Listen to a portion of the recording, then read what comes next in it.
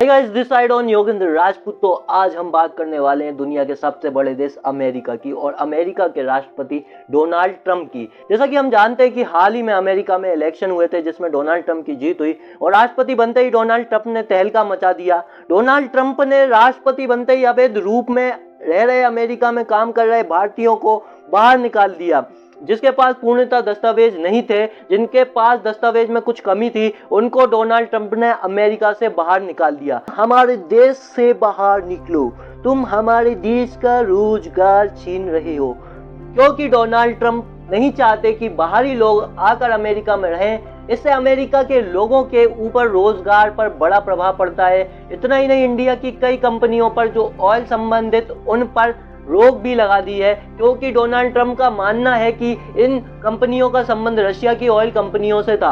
हाल ही में मोदी जी अमेरिका गए थे और मोदी जी के सामने भारत के द्वारा लगाए जाने वाले टैक्स को लेकर खूब आपत्ति जताई है और साथ ही उल्टा उतना ही टैरिफ यानी टैक्स लगाने की बात कही है। भाई, हमारे बाजार में आकर आप व्यापार करो और हम टैक्स भी न लगाएं।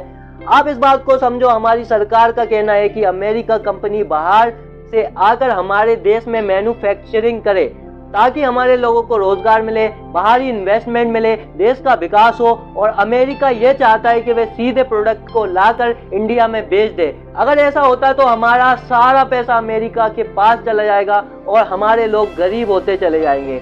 भारत में कंज्यूमर रहने वालों की संख्या ज्यादा है। कंज्यूमर यानी कि जो उपभोक्ता है वो ज्यादा है, मतलब कि भारत के बाजार को एक श्रेष्ठ बाजार माना जाता है। भारत में कंज्यूमरों की संख्या अधिक होने के कारण भारत को काफी अच्छा बाजार माना जाता है। इसलिए ये मजबूर होकर खुद एलोन मस्क को भी अपना बोरिया बिस्तर बांधकर भारत आना पड़ रहा है। इसलिए जय हिंद, जय भारत और thanks for watching video and subscribe my channel.